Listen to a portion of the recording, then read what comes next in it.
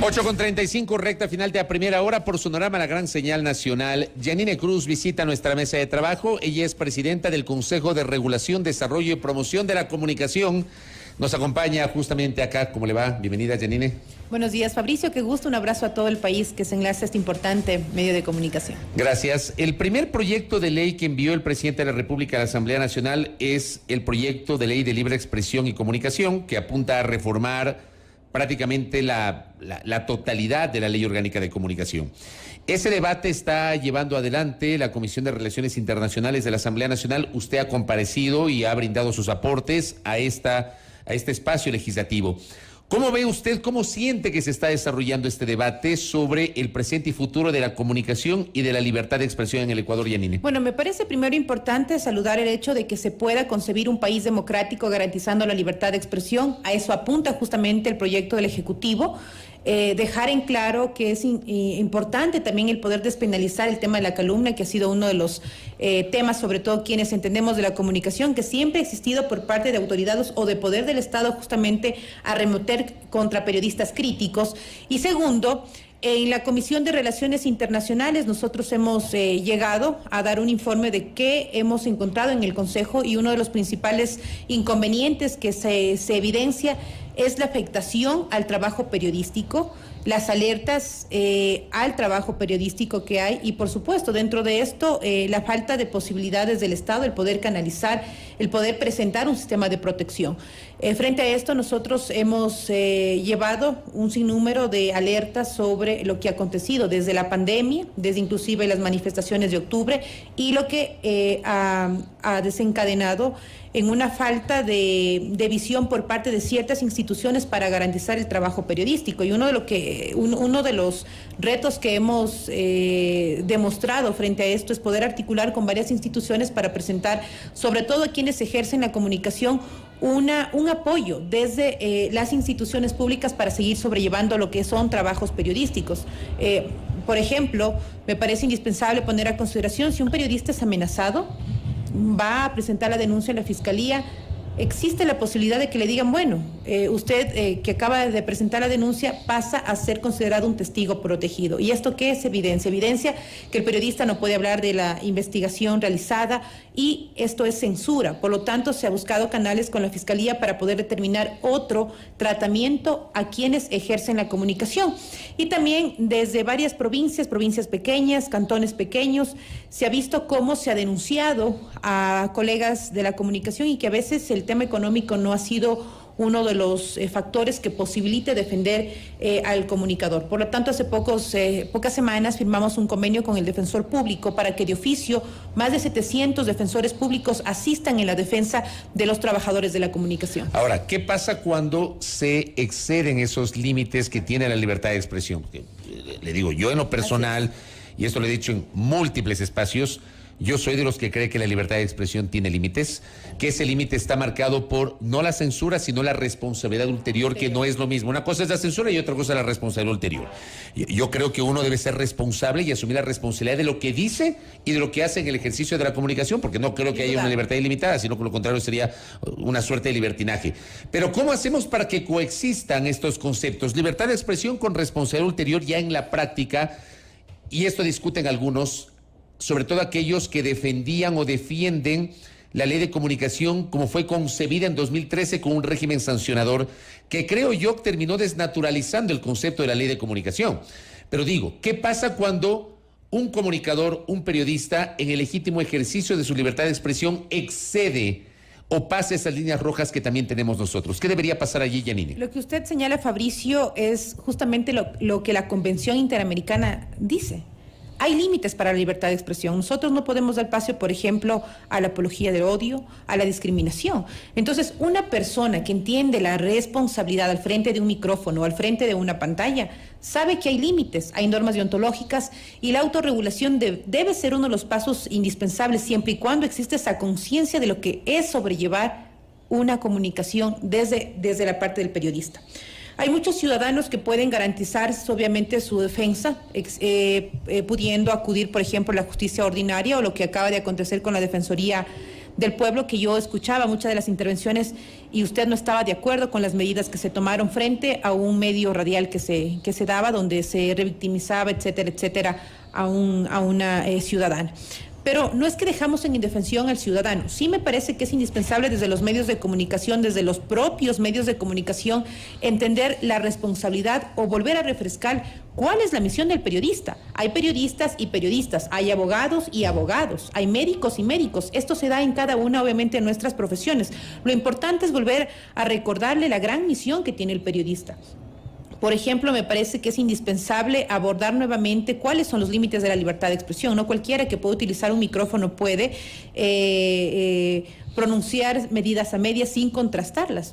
Yo cuando veo medios de comunicación, por ejemplo ahora que estoy con usted, creo en la autorregulación.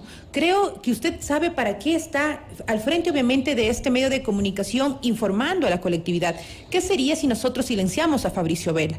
¿Qué sería del país sin Sonorama? Entonces, atrás de un Fabricio Vela, atrás de un medio de comunicación, siempre existe la posibilidad de darle el derecho al ciudadano de estar informado, pero también de entender que el comunicador o periodista llega a ser percibido como un defensor de los derechos humanos. Pero ¿qué pasa si yo en mi trabajo periodístico no contrasto, no verifico, no preciso la información, por un lado, en el plano de la información, o en el plano de la opinión yo cojo el micrófono y digo cualquier cosa, puedo caer incluso en el plano de la injuria, de la calumnia, y digo cualquier cosa? ¿Qué pasa allí? ¿Qué debería pasar allí?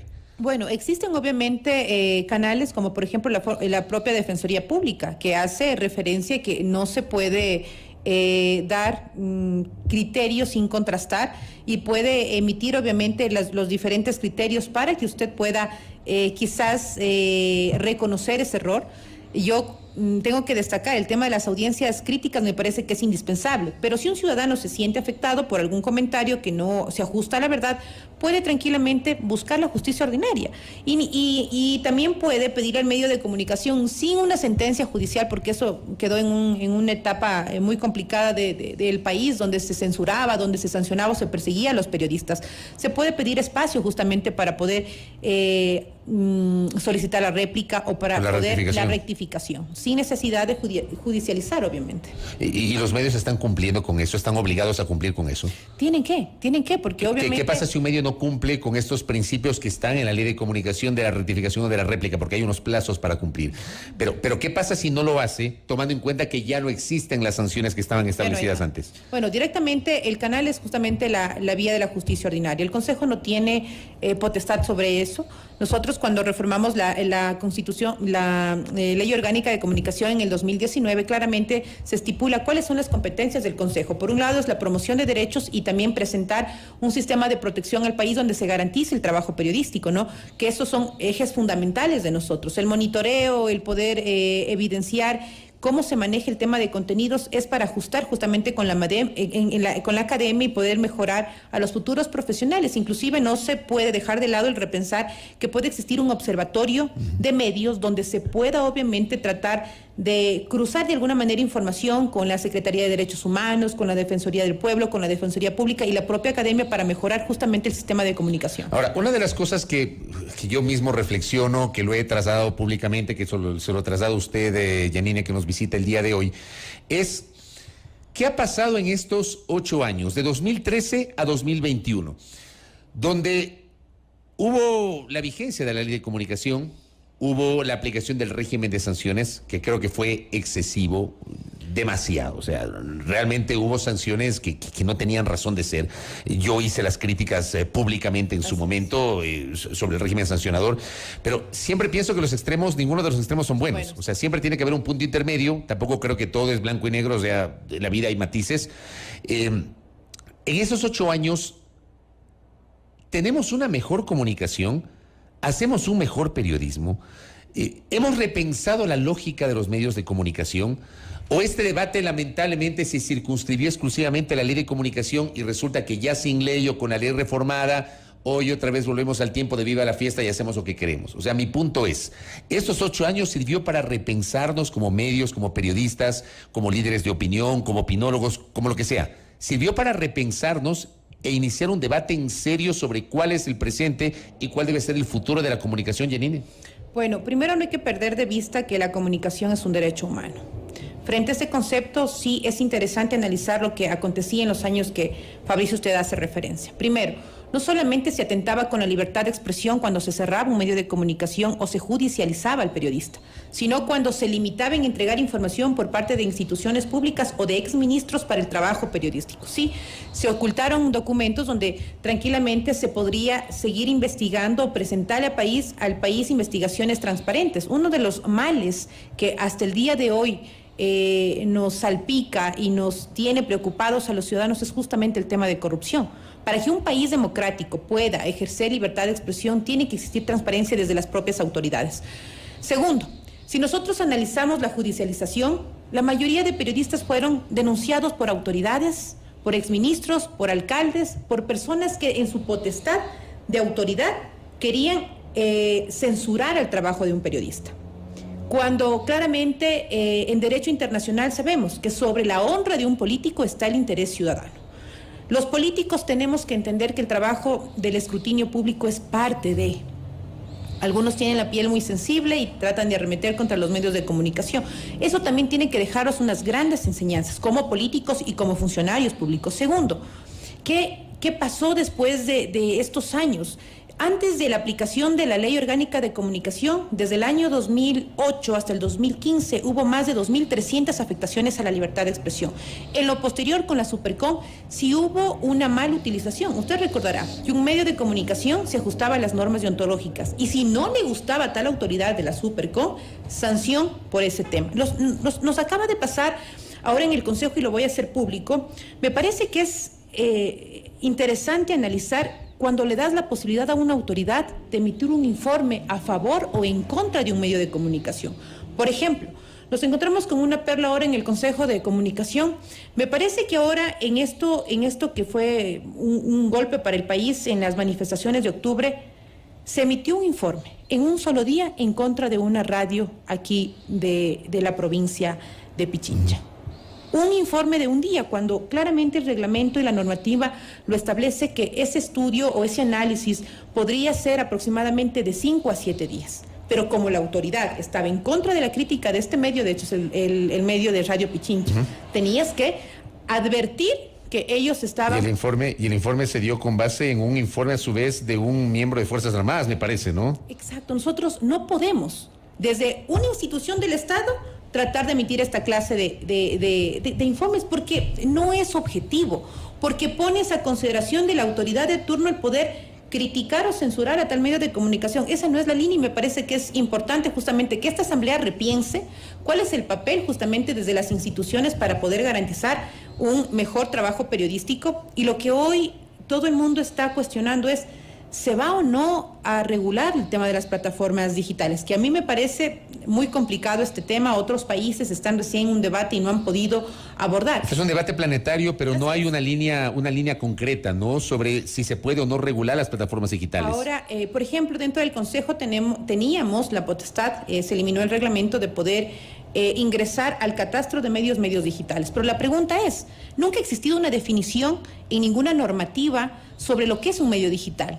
¿Cómo se puede constituir un medio digital? Así que ese es el debate que se traslada a la Asamblea. Tendrán que ser muy minuciosos porque estamos en un espacio tan complicado, tan diverso de lo que se denomina comunicación digital, de la responsabilidad que tiene que existir en el manejo de plataformas digitales. Y bueno, creo que el debate tiene que ajustarse también a parámetros internacionales y pensando y repensando una y mil veces en no evitar la censura.